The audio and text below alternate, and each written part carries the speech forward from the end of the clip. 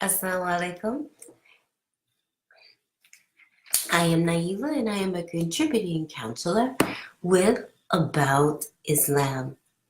If you've been here before, then you already know that one of the things that I'm going to talk about are all things regarding relationships. Right, so today we normally have a topic and I wait for a couple of questions to go to pick up the theme. Today the questions are very, very general. Oh, thank you for the hearts. I appreciate it. Keep them coming. They make me feel all warm. Remember that if you do have questions during the Facebook Live, you can definitely submit them. You can submit them in the comments. Or if you would like for it to be personal or private, anonymous, you can submit it, and About Islam will make sure that I get it, and I will do my best to have an answer. I don't have an answer for everything, but I will do what it is that I can. Please, one of the things that y'all let me do is you let me travel the world.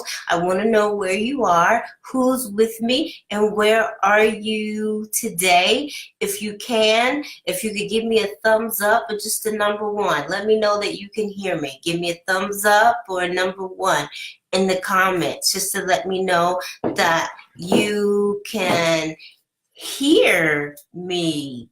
All right, so I'm going to go ahead and I'm going to get started with today's questions. I've already looked at them. I think that these are great because they are general. They're not related to one topic.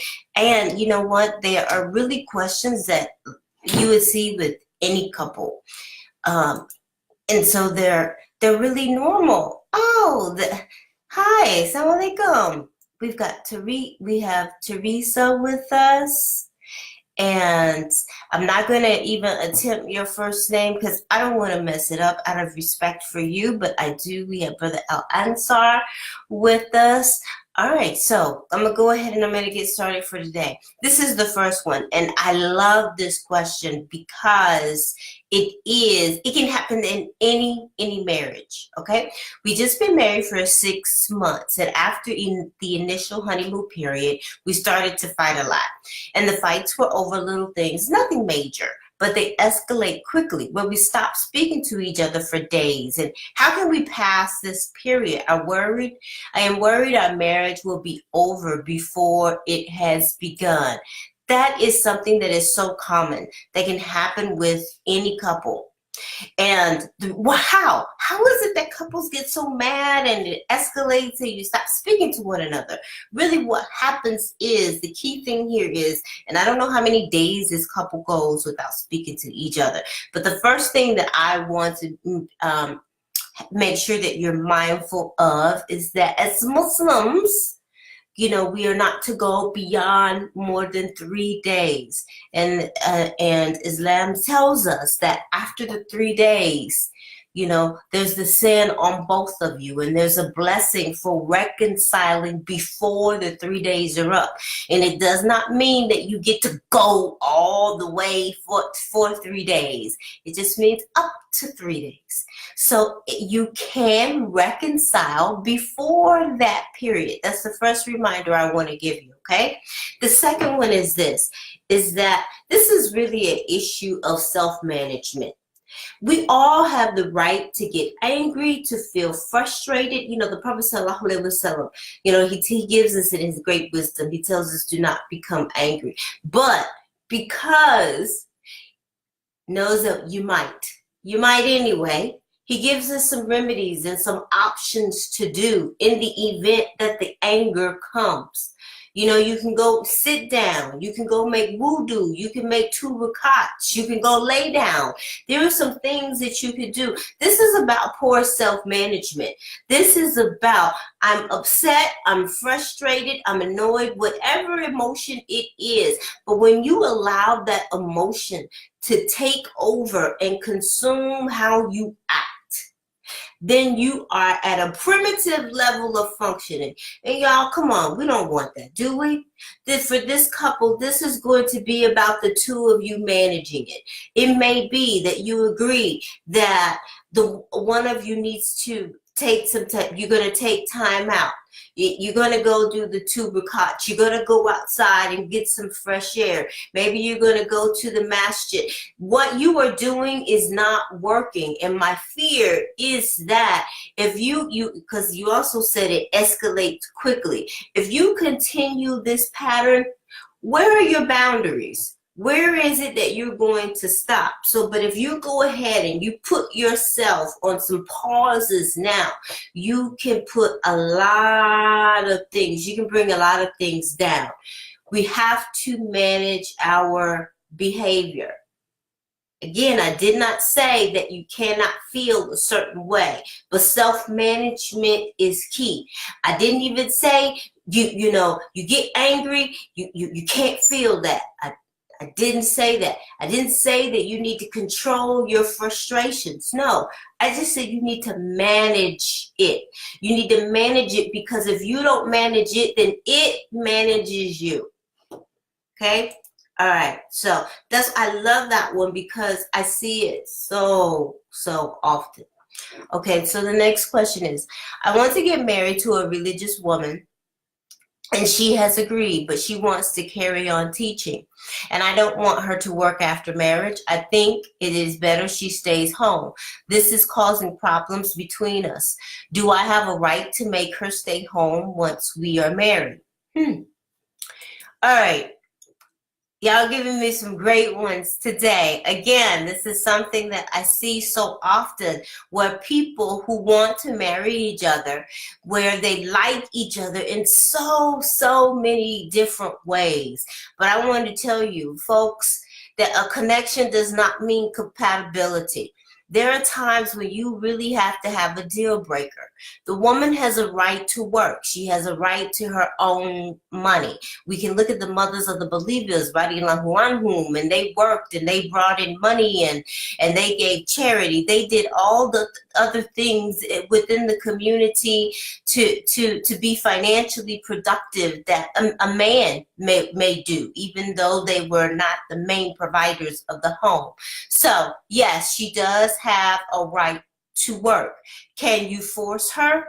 I would advise you not to, because once this is what happens. People will say, oh, you know what? I'm going to tell you what you want to hear so you'll marry me. And then you get married, and then you switch up on the other person and you go back to your original request or what it is that you would really like to see happen. And people get angry. People get angry. They feel like you betrayed them. And then they're not cooperative and loving in the marriage. And you're wondering why. I mean, it's like you go and you buy a car, and then when it's time to go pick the car up, you pay for a Honda, and they want to give you a Ford. Would you be angry? Of course you would. So why do you do that with a person when it comes to matters of the head and the heart, and then expect compliance and cooperation and intimacy? No, you're not going to get it. What I would advise you to think about is whether or not the two of you should even marry. You don't have the same value. You value a woman staying home, taking care of the children. Mashallah, that's a beautiful thing. This is a woman who values being able to go to work and still be and making her own money and having her career. Mashallah, that's a beautiful value. And if the two of you cannot agree on how to do that, how to function in that space with a compromise, I would advise the two of you not to marry. When you marry and someone does not have the same values and principles that you have, you are going to have repetitive disagreements in your marriage. And the reason being is that we're not just talking about an event. This is not just about someone wanting to work and someone wanting you to stay at home. This is about a principle that means something to someone. And that principle is going to get violated repeatedly. You are going to do or to say something that goes against that person's beliefs. Why? Because you don't have that value. It's like, duh, doesn't that make sense? If I don't agree with you, I'm probably going to say something that's in opposition to you. That's what happens. Don't go there. You're not going to be happy. Okay, so I had someone said, this happened with us, but eventually we learned to get a break when angry. So my husband will always leave the house for a few hours, and this gave us a chance to calm down. After learning these techniques, we got through the fights, and they became less and less. See, that's exactly what I'm talking about, is that you just have to put some systems in place for prevention. That's great. Okay. Andrew, wa alaikum salam. You're from North Carolina. You make me feel good. You make a country girl feel good. I'm from North Carolina. I live in Atlanta, but I'm from North Carolina. So you give everybody some big salams for me, from a country girl from North Carolina. Okay? Wa alaikum salam, Musima. Okay. Andrew said the biggest issue in my marriage is that I think I'm very funny and my wife does not find me funny at all. You know what? Couples do have different senses of humor. My husband, I call him the him. He's not funny. I tell him there are two things that he does not need me for. He doesn't need me for his ego, and he doesn't need me for his jokes. He cracks his jokes that have absolutely no humor to me, and then he falls out laughing at his own jokes. He doesn't need me for that. So it's okay if your wife doesn't find you funny. You just laugh and you just be happy, Andrew. Okay, so you're in the mountains near Asheville. It's beautiful there. Such clean, clean air. And I bet it's pretty with the flowers blossoming on the mountains, with the mountains blooming. I love the mountains. I love it. I love going caving. I love going caving. Okay, I went last year with my youngest son. That was one of the things on my bucket list, to go caving in the mountains. Y'all, I'm in the mountain. I'm so Muslim. I'm gonna tell you this. I'm in the mountain and I'm looking at Allah's majesty, because there were things within this cave that were 3 to 4 million years old. And it was just absolutely beautiful. Just beautiful. And I'm in the mountain. And I'm just thanking Allah for His majesty. Trying to keep myself together. I'm so Muslim. Because it was just so majestic. It was so beautiful. You know, and other people, they didn't have this same response that I was having. Okay. You're right about Islam. Maybe it is a man thing. It sounds familiar to you. You just crack up at your own stuff. Okay. Oh, that's sweet. You should document it. You need to leave that legacy.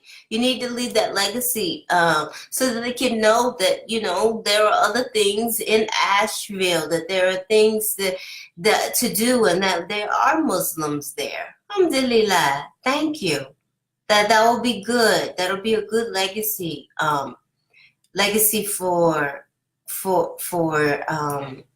you. Okay? Someone asked the question and said how to meet a woman to get married in a Islamic way. So that question it has two things for it, because first you got to meet her, right? In order to get married. And, you know, and the first thing that I say to people in regard to a marriage is, you know, as Muslims, there's a level of adab and modesty and shyness that's seen as is a beautiful thing. And And so sometimes people can be very uncomfortable with putting their desire or their interest in marriage out there. But when you do it within the right circles, and when the right circles, this is what I mean. And when you see someone knows the person that is a good match for you. Someone knows who this person is. Someone knows where this person lives. Someone knows where they are. And this person may also know you. You really do have to extend your net wide. And it has to be more than just social media and dating sites. When you see someone who has a wife who has a character that looks like that might be something you would be interested in, see who else this person knows, because these people very well probably know other like-minded individuals. So the first thing that I say to people is to not be shy about it, to let it be known, to market yourself. And that's one of the very first things that as Muslims, we're very uncomfortable doing. And then we're wondering, well, why is it that I haven't met anyone? No one's introducing me to anyone. Did you let anyone know that you were looking? Okay, sure, people know you're single, but that doesn't mean that they know that you want to get married. You've told 10 people. Well, maybe you need to tell 15. Let it be known what your interest is. And that's the first thing that I advise people to do to ensure that they increase their chances for marriage. Okay? All right, so I'm going to go back. I've got 2 more questions left. My wife and I agreed that we would delay having children for a couple of years so we can settle into marriage and become a little more financially secure. Now she has started to pressure me into having children after just 6 months because she sees all her other friends are having babies. How can I approach this? Okay. All right, so we have a couple who made an agreement prior to marriage. Remember what I said about the toy, you buy a Honda and then you get married and then people want to switch and want to give you a Ford? They agreed that they would wait to have children. But now that they're married, the wife wants to negate that agreement. She wants to have some babies. So what do you do? What do you do in this situation? Well, we have to be mindful as Muslims that our word is our bond. That when we give agreements, be they verbal, or they be in writing, contractual terms, these things are things that we really do need to hold ourselves to. But secondly, our husband, I'm going to suggest that you find out, where is she being pressured? People, especially Muslims, especially y'all Muslims, y'all can pressure people into having babies. You need to have some babies. What are you waiting for? You know, it's the qadr of Allah. Don't use birth control. People can put a lot of pressure on you to go ahead and have babies. And yes, the babies are so cute.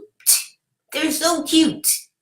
But, you know, and while she's seeing her friends with her babies, you know, they probably aren't telling her how much sleep they're missing out on either. So, but find out if she's being pressured, if someone around her is saying some things to her in regard to go ahead and have some babies, if that is happening. Also, why don't you remind her while she's looking at her friends having babies, the 2 of you have a conversation about what their life really does look like. You know, it's not about play dates and watching the kids play together at the slides and meeting together at Starbucks and looking down at the babies in their carriers and talking about how cute they are and whether or not they're able to hold their heads up and crawl by themselves. I have birthed 3 children, and it is so much more than those cute, adorable moments. The other thing that I would recommend you telling your wife is that this is time in your marriage that you will never get again. And what is that?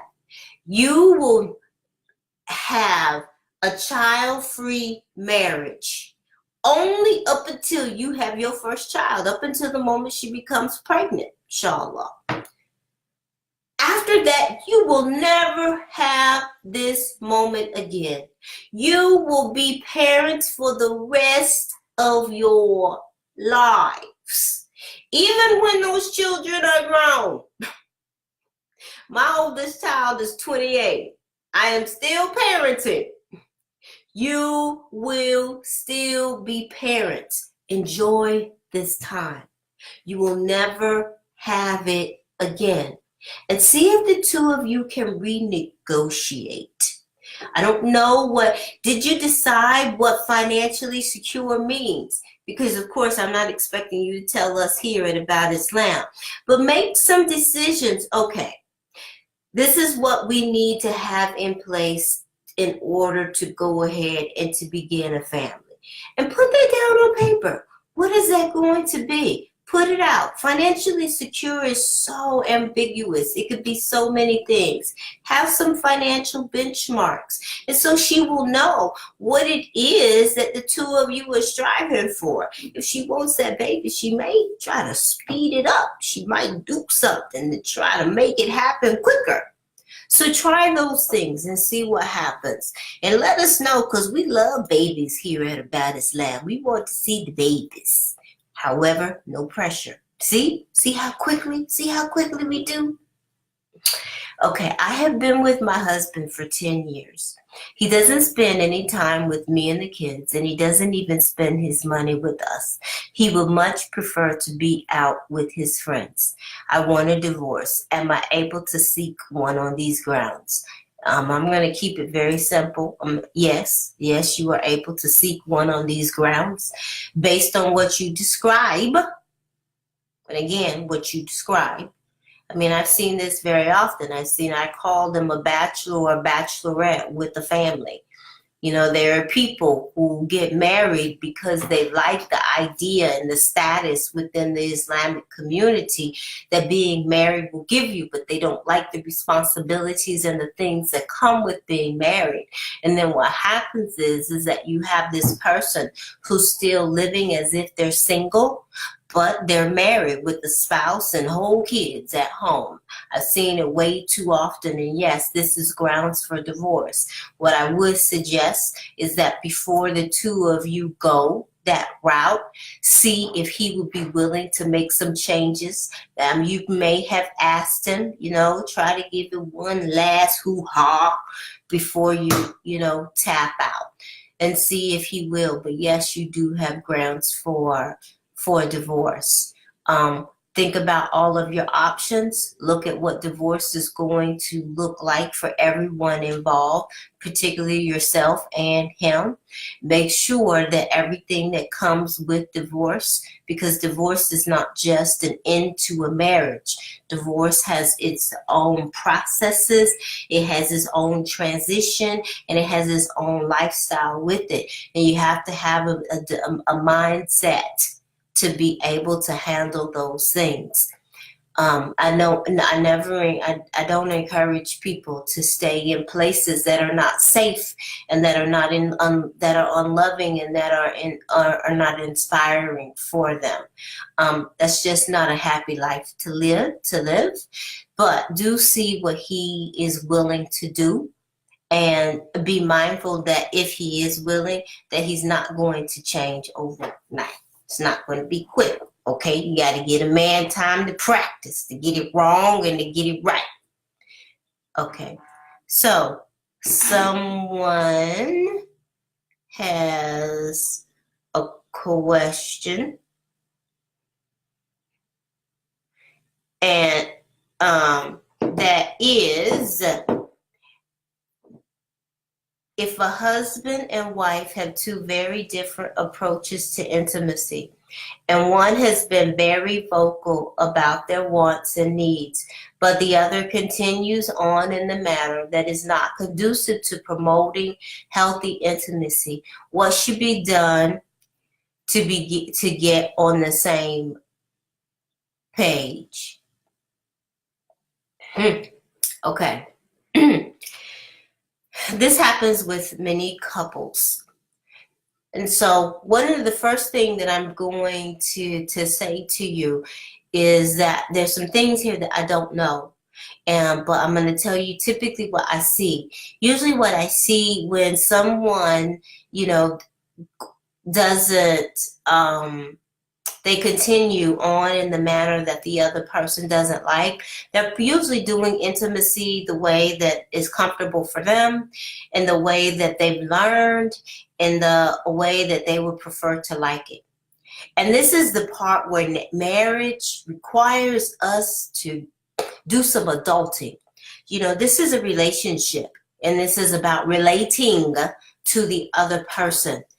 And so what do you do to get on the same page? At some point in a marriage, everyone has to do something that the other person desires and wants us to do. And it's not going to be about whether or not you like it.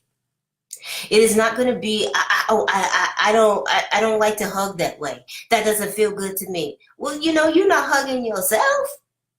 The hug is not for you. The hug is for your spouse. And if your spouse wants to be hugged a certain way, then for what reason would you not do it occasionally? And listen, I give that example to say, to get on the same page, a spouse will need to stretch themselves. We stretch ourselves all the time, and this is the beauty of Islam. It is half your deen. Marriage is a stretch. It is going to take you out of your comfort zone. It is going to take you to a higher level. It is going to take you to a place where you are going to be giving, and perhaps giving things that you yourself, you don't even want to ask for, because that's not even important to you. So how do you get on the same page? You get out of your selfishness and your self-centeredness. You get out of the ideas about what you have been taught marriage is supposed to look like and what intimacy is supposed to be. And you ask your spouse, what is it that I can do to make this a better experience for you? What is it that I can do so that you can enjoy being married to me? That's how you get on the same page. Oh, and then after you get the answer to the question, you got to do it. Okay. All right. So we've had some other people join. Wa alaikum salam. Yes, and about Islam, they have put up here that you can work with me one-on-one at a rate that About Islam has negotiated. Please take advantage of it, folks. It is a wonderful, wonderful rate. Tell your friends, and we will be able to meet online. And but do that for yourself. You're so welcome. Inshallah, this question that you have presented, this couple, will be able to find some ease. I thank all of you so much for being here today. Share this so that someone else can benefit from it. You never know who's going through a similar situation. I know some of you may be going through a similar situation. And as always, go to aboutislam.net and get all your good Islamic information based on Quran and Sunnah. Assalamu alaikum wa rahmatullahi wa barakatuh.